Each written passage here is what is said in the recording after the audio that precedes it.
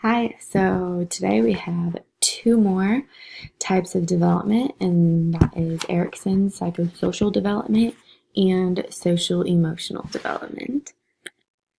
So it's not working. There we go. So first, we'll talk about Erickson's psychosocial development, and this is going through 8 different stages that range from birth all the way to death. And then I just listed them here. I'll just read them off to you real quick.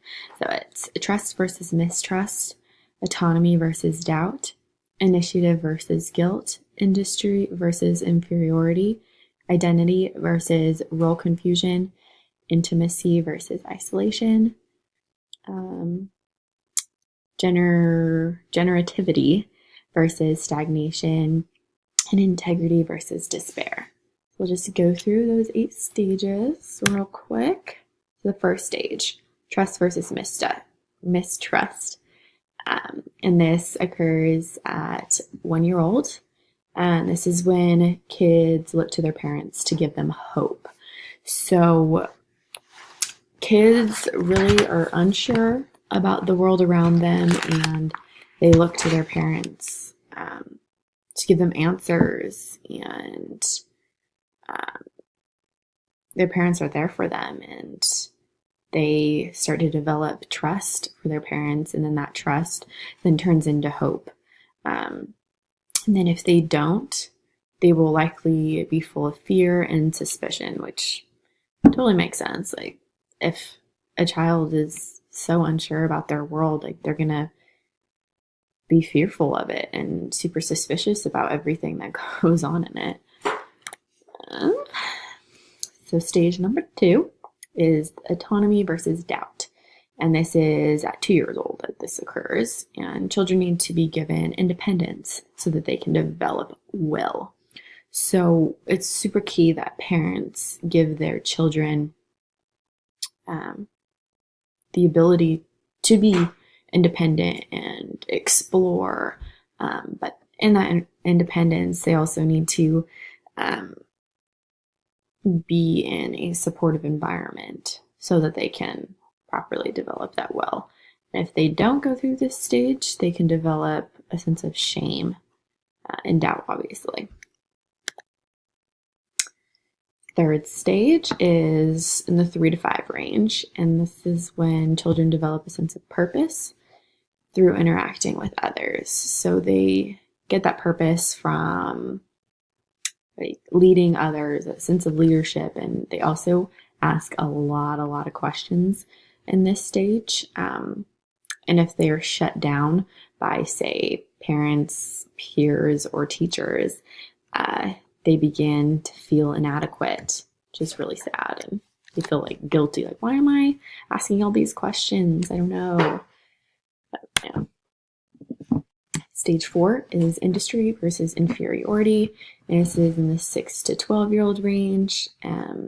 This is when children start to show their competence through performing social norms.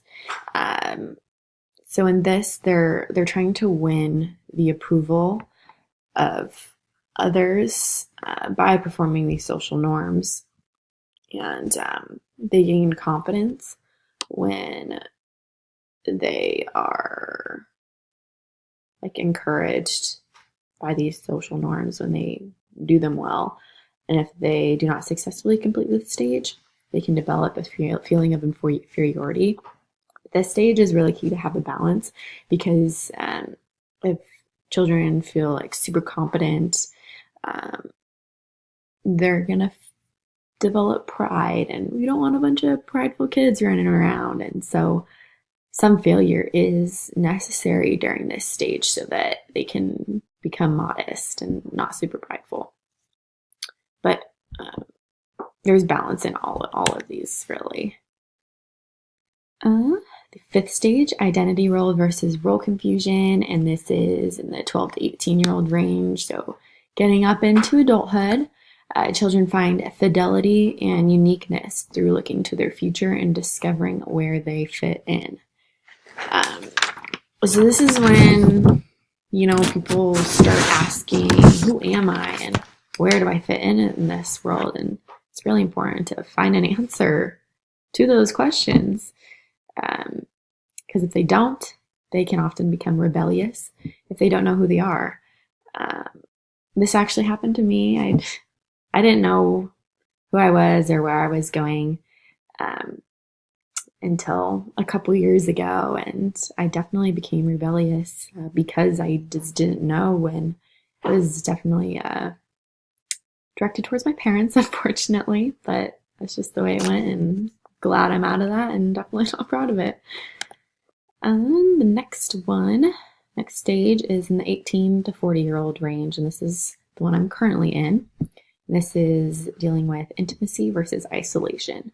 So we try to find love through long-term relationships. Long-term relationships bring that safety and commitment that most of us try to find. And then if we don't find love, we often become unhappy and make ourselves isolated.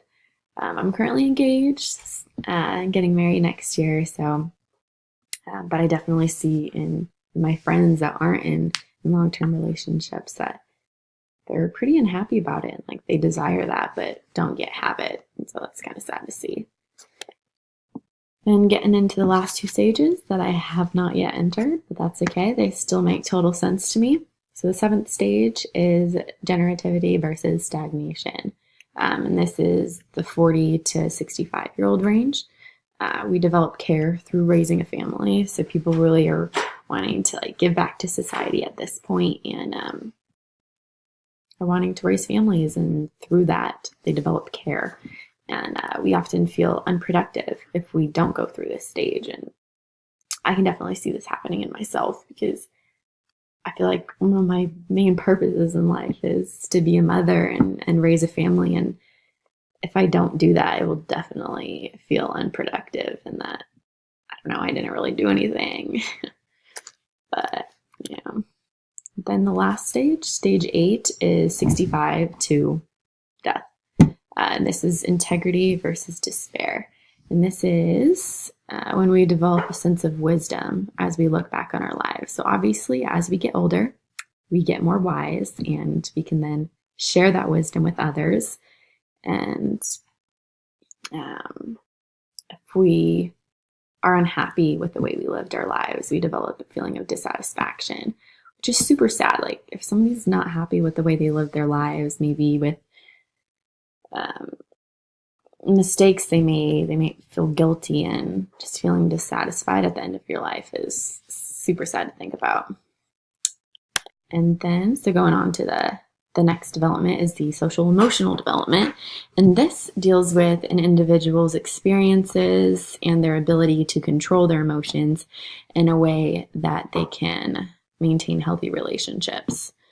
I don't think I really need to say any more about that. And then we'll just go through different things that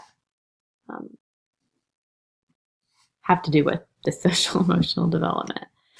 All right. First one, responsive caregiver. Providing infants with caring relationships is key to helping them develop a sense of safety and regulating their emotions. So this is why it's so important to really pay attention to where you're putting your child. Like if you have to put them in a daycare when they're really small, because I mean, the parent is obviously the one that's supposed to be this responsive caregiver to them. But if they can't, for whatever reason, it's so important to pay attention to who is caring for your child because they need it for healthy development. And then emotional security, their sense of self, which is greatly influenced by the adults in their lives, and it shapes how they understand the world. So as we go through these, you're really going to be able to see how important adults are in shaping the children through these different things.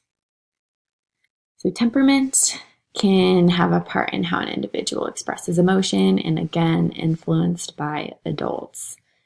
And then emotional regulation also plays along with temperament, and this deals with controlling your emotions. And adults can be a great role model. They can also be a very negative role model. If an adult reacts to something super small in a super crazy way, they're going to look at that and be like, oh, I can react to this thing and like this, and it's not a big deal. Like my dad did that. So it can also be a very bad thing. Right? So impulse control is the ability to not act on your initial response, often hurtful or damaging. So in the case of like a preschool environment, you're gonna, I don't know, little Johnny steals the toy you're playing with, and your initial response is hitting him. But as children, mature and get older, they are able to control that initial response that they have to hitting to, just asking, hey, Johnny, can I have that back? Or usually they don't even grab things from each other anymore at that point, but you get the point. And then social understanding deals with learning what to expect from others through interactions with all different types of people. So this just comes with living longer and this understanding, having a better understanding of others and the world that you live in, and how to interact with them, obviously. All right, so empathy is understanding what someone is feeling. This is super key. Like I can empathize with anybody. I don't have to go through the same exact situation to be able to empathize with them. And effective strategies that best help children develop, such as using a positive tone and good communication. Children love like positive affirmation and being told they're doing a good job, and just using a positive tone towards them is super key in helping them develop. And just using good communication, like you're giving them a good example of what good communication is when you have good communication with them. That's really awesome. Then I believe these are the last two. So self-efficiency. Is an individual recognizing that she can make things happen. They can do things. They don't have to just sit around and let everybody else do things for them. Like you can make things happen. And then the sense of self, the growing understanding of others and the world around them. So again, that just comes with time and growing into oneself and just understanding who they are and the environment in which they live in. All right, I think that sums up the 2 stages of development that we went over this week. Thanks for listening and have a good day.